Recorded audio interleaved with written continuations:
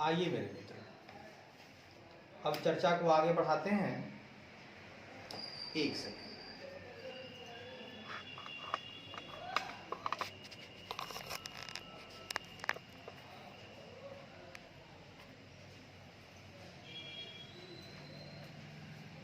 आइए मेरे मित्र, चर्चा को आगे बढ़ाते हैं। आज हम सीखेंगे कि इवैल्यूएशन कैसे होता है ऑडिटर के द्वारा।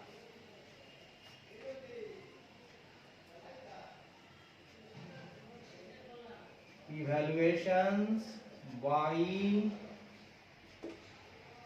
ऑडिटर।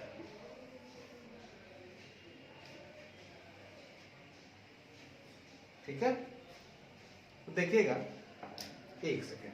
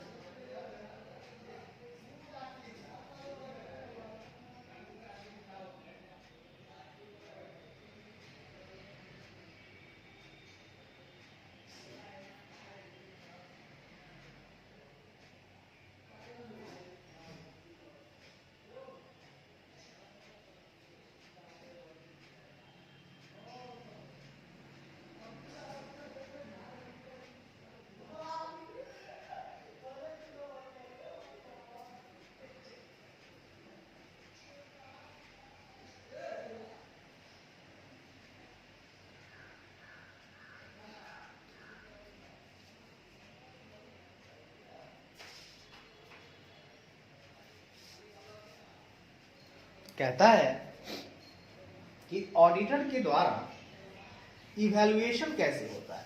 सुनिएगा, the auditor shall evaluate whether the financial statement are prepared in accordance with requirement of the applicable financial reporting framework। तो सुनिएगा, कहता है इवैल्यूएशन जो होता है ऑडिटर के द्वारा, वहां वो चेक करता है कि जो financial statement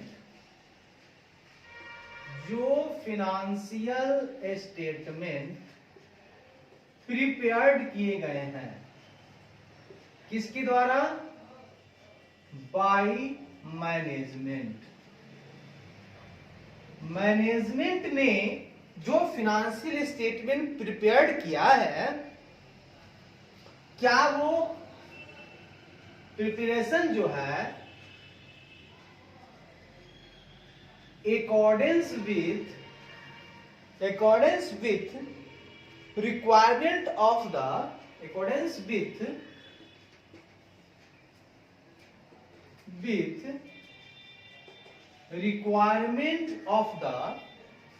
applicable financial reporting framework,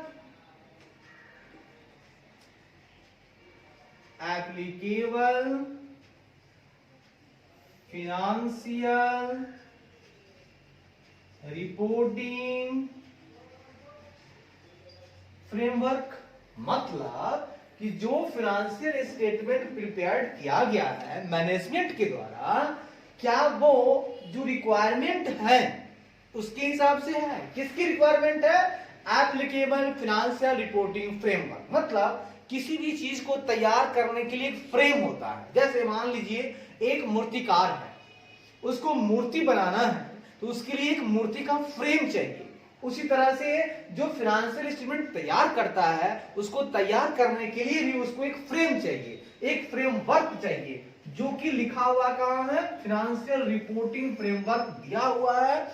उसी के हिसाब से उसी के हिसाब से जो कि उस एंटिटी पे एप्लीकेबल है, किस पे एप्लीकेबल ऑन एंटिटी, उस एंटिटी पे जो भी एप्लीकेबल होगा फिनेंशियल रिपोर्टिंग फ्रेमवर्क, उसके हिसाब से उसको फिनेंशियल स्टेटमेंट तैयार करना है। ये ऑडिटर इवैल्यूएट करता है, ठीक है, ऑडिटर ये इवैल्यूएट करता है, अच्छी बात है।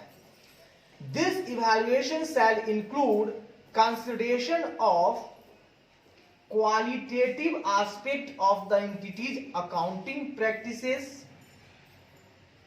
including indicators of possible bias in management's judgment।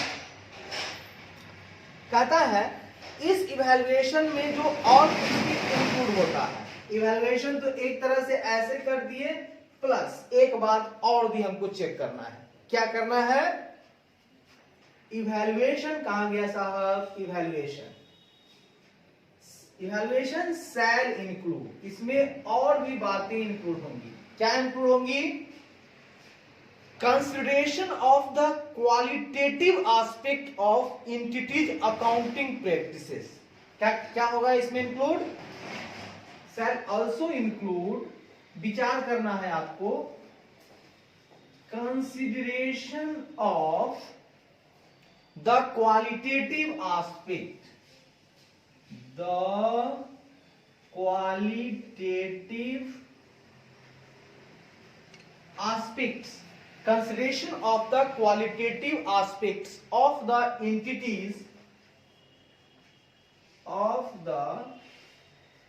entities accounting practices,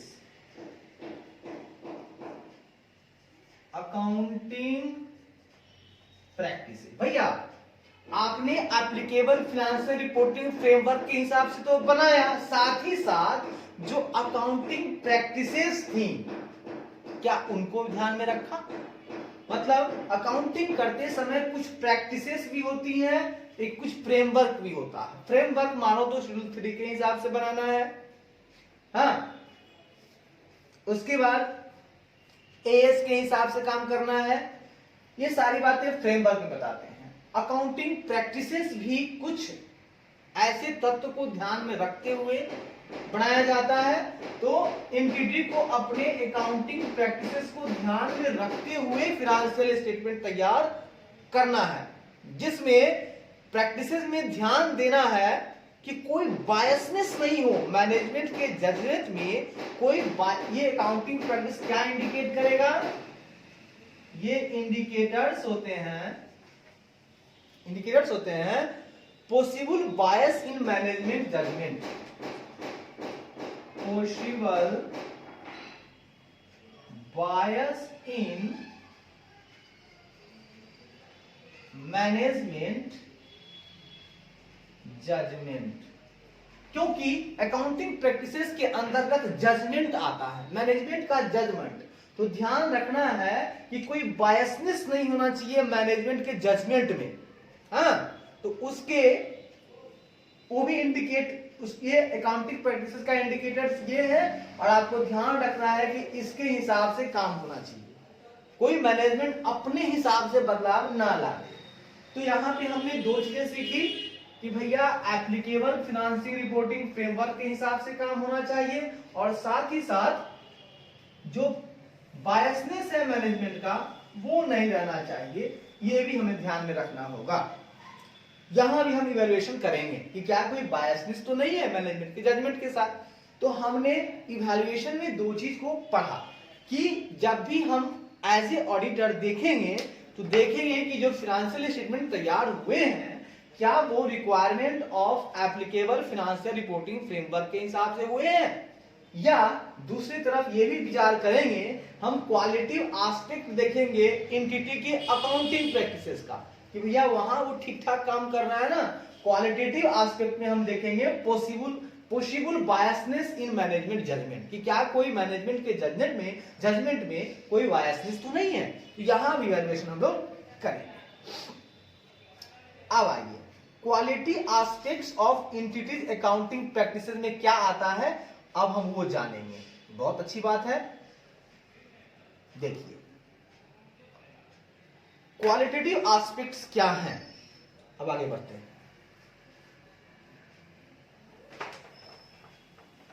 इस बात को आप समझ गए। अब हम आगे बढ़ते हैं। देखिए हम लोग अब आगे की तरफ कूच करते हैं।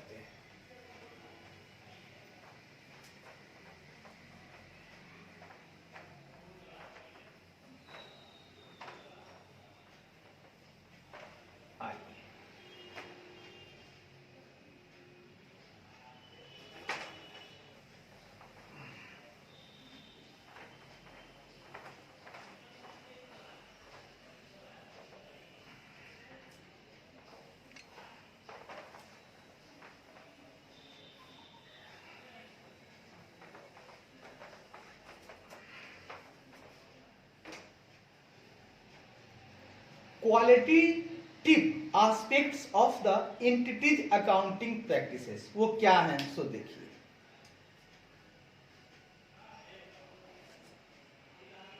Qualitative aspects of the entities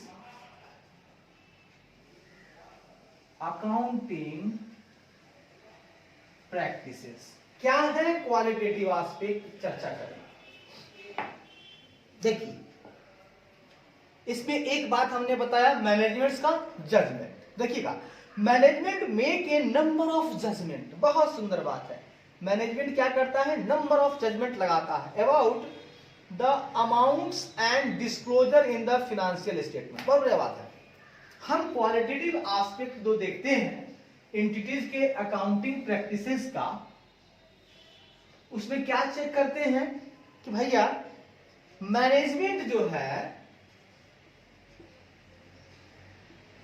वो क्या करता है, बहुत सारे जजमेंट लगाता है, make a number of judgement. क्या करता है मैनेजमेंट जो है, बहुत सारे जजमेंट लगाता है। ठीक है, बहुत सारे जजमेंट लगाता है अमाउंट के बारे में। किसके बारे में, ठीक है, किसके बारे में, जो फाइनेंशियल स्टेटमेंट में जो अमाउंट दिया हुआ है, फाइनेंशियल स्टेटमेंट में दिए गए रिकॉर्ड्स, बहुत सारे रिकॉर्ड्स रहते हैं फाइनेंशियल स्टेटमेंट में। तो फाइनेंशियल स्टेटमेंट में दिए गए रिकॉर्ड्स के अमाउंट के बारे में तथा उनके डिस्क्लोजर के बारे में। तो हमें ये चेक करना होगा कि मैनेजमेंट ने जो सारे जजमेंट लगाए हैं अपने मन से, फाइनेंशियल स्टेटमेंट में जितने सारे रिकॉर्ड्स हैं, जैसे कि एसेट्स हैं, जैसे कि लायबिलिटीज हैं, उनके जो अमाउंट दिए हैं उन्होंने, ठीक है, उनके जो अमाउंट दिए हैं या उनका जो डिस्क्लोजर किया है उन्होंने, ठीक है, क्या वो सही है, क्या वो अकाउंटिंग प्रैक्टिसेस के हिसाब से है, क्या वो उचित है, अनुचित तो नहीं है। ये हम यहां देखेंगे फर्स्ट पॉइंट में। आइए सेकेंड पॉइंट में देखते हैं।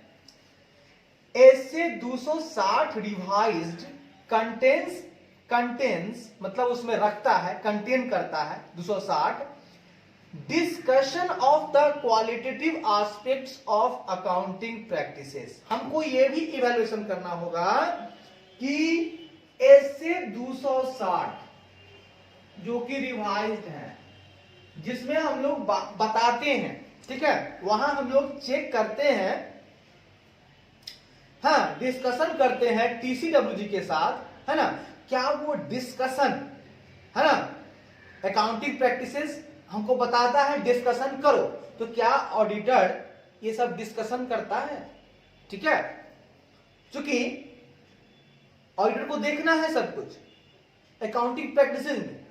तो ये ऑडिटर को लेकर भी आ गया कि ये क्या करता है जो चार्ट रिवाइज, ये डिस्कशन को बताता है, ये डिस्कशन करने को कहता है। ठीक है, किसके साथ discussion? TCWG, goal charge with governments. तो किसी से भी डिस्कशन, तो डिस्कशन अगर हो रहा है तो उसके क्वालिटेटिव एस्पेक्ट को भी ये बताता है। ठीक है, qualitative aspect of the entity accounting practices, मतलब कि एंटिटी का जो अकाउंटिंग प्रैक्टिसेस है उसके क्वालिटेटिव एस्पेक्ट में ये बात भी आता है, डिस्कशन की बात भी आता है। पहला नंबर वो अमाउंट के बारे में बहुत कुछ बताता है, जजमेंट लगाता है मैनेजमेंट, डिस्क्लोजर के बारे में बताता है बहुत कुछ, तो ऑडिटर उसको क्या करता है? ऑडिटर उसको चेकअप करता है, इवैल्यूएशन करता है। उसी तरह से क्या डिस्कशन किया गया है वहां, है ना, ऑडिटर ये भी इवैल्यूएट करता है अपने आप को कि डिस्कशन हुआ है कि नहीं। ठीक है, इसको हटा दिया जाए, सिर्फ डिस्कशन लिया जाए। क्या डिस्कशन है हम फिर बात करेंगे। वैसे डिस्कशन करना है, थर्ड पार्टी से डिस्कशन करना है, हाँ पढ़ेंगे, शॉर्ट पढ़ेंगे फिर क्लियर हो जाएगा, टेंशन ना ले। आगे बढ़िए। In consideration the qualitative aspect of the entity's accounting practices, the auditor may become aware, उसे अवेयर होना चाहिए, possible bias in management's judgment।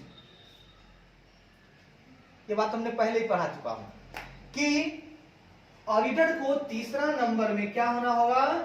सावधान रहना होगा, सावधान या सचेत रहना होगा कि मैनेजमेंट का जजमेंट बायस तो नहीं है। मैनेजमेंट के जजमेंट में, मैनेजमेंट के जजमेंट में पॉसिबल बायसनेस तो नहीं है, में जो भी पॉसिबल बायसनेस है उसका पता लगाना। अगर वो चाहता है, वो इस तरह काम करता है, बायस पक्षपात कर रहा है अगर मैनेजमेंट, हाँ कोई हो सकता है थर्ड पार्टी के साथ बायसनेस करता हो जो कि उसका अपना आदमी हो, उसका रिलेटिव हो, तो वहां पे ऑडिटर देखेगा कि इस तरह की कोई गलती तो नहीं कर रहा है अकाउंटिंग प्रैक्टिसेस में, वो भी चेक करेगा। The auditor may include that lack of neutrality, मतलब निष्पक्षता, है ना, करता है कि अगर कोई निष्पक्षता में कमी है, अगर lack of neutrality together with uncorrected misstatement causes the financial statement is to be materially misstated. ठीक है, ऑडिटर कबूल करता है कि अगर कोई न्यूट्रलिटी है, auditor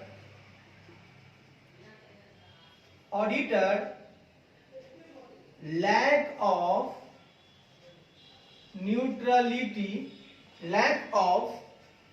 neutrality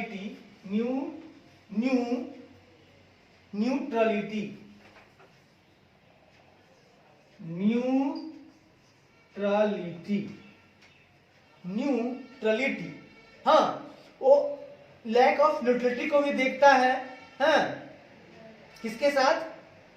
with uncorrected miss statement, कोई लैक ऑफ न्यूट्रलिटी है विथ अनकरेक्टेड